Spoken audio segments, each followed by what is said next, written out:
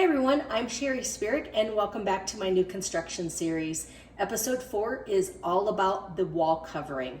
On the inside of the home, we're going to talk about drywall, and on the exterior of the home, we are going to discuss stucco. So let's go take a look at what those coverings are.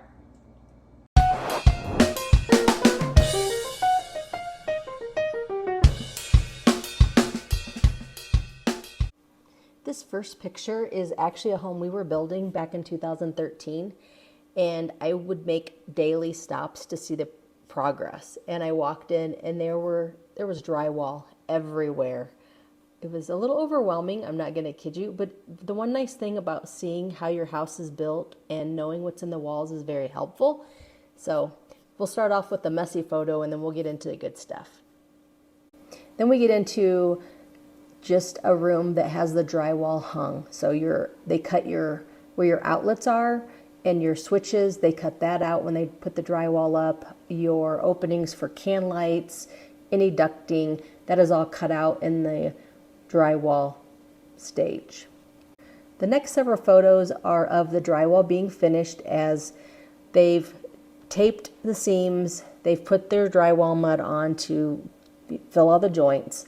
And it just gives you an idea of the different rooms and the looks in that stage. Corners are what we call a bullnose. And these are rounded corners on your 90-degree walls. And they're protected by a bullnose corner guard, which could be metal or plastic. And then that is filled in with joint compound to make a smooth transition. But it also protects those corners. As you can see in these photos, there is a orange membrane that you see on the wall. And the brand name of this is Schluter-Curdy. And it's a pliable sheet that applies waterproofing and a vapor barrier to those walls so that they can directly apply tile to those walls. And this is really good for that because you never want to have water penetration into your wall, specifically a wall that you can no longer see behind because you've got tile on it. Now let's talk about texture. The contractor is going to take joint compound or drywall mud and thin it down to the consistency of pancake butter. They take that and they put it into a sprayer and they spray that onto the drywall, which gives it a splatter.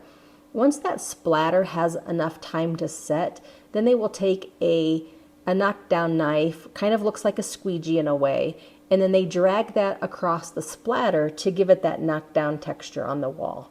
And this pattern creates a more subtle look than some of the heavier textures, and it's a look that we normally see in our homes here. Once your texture is done and dried, the next contractor to come in is going to be your painter. They're going to paint all of your walls.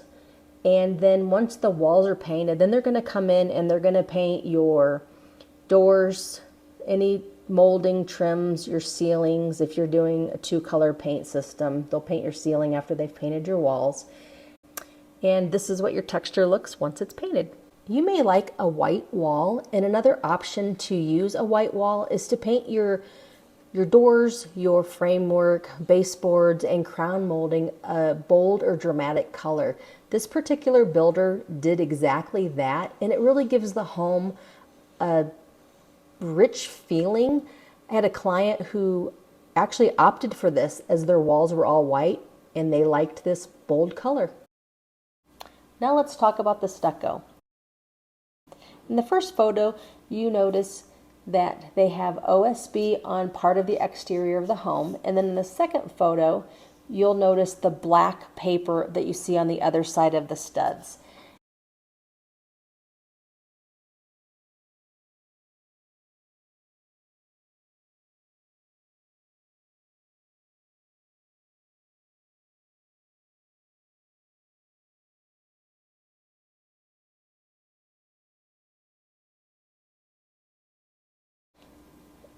Here you can see the weep screed, which is just below the finished floor level around the house. The weep screed is a metal seat that has small holes in it.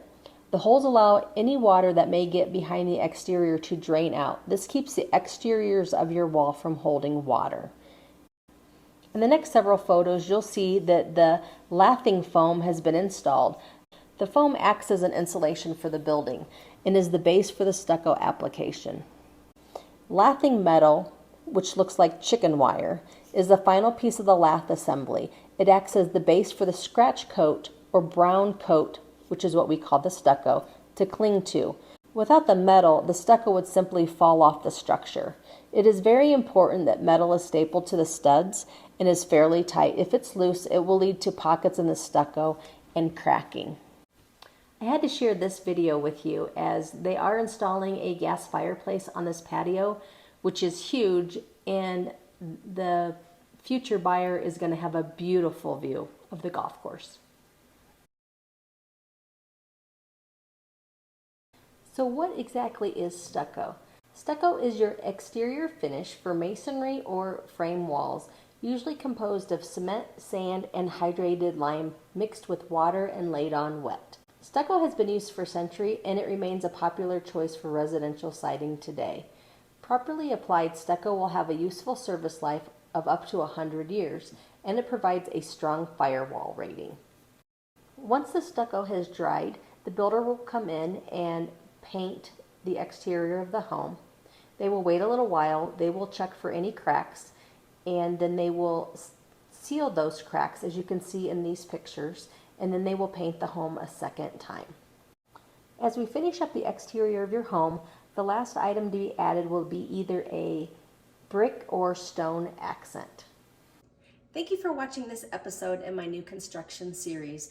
I hope that it was helpful to you, and if you have any questions about the process, leave your comments below and I would be happy to connect you with a professional.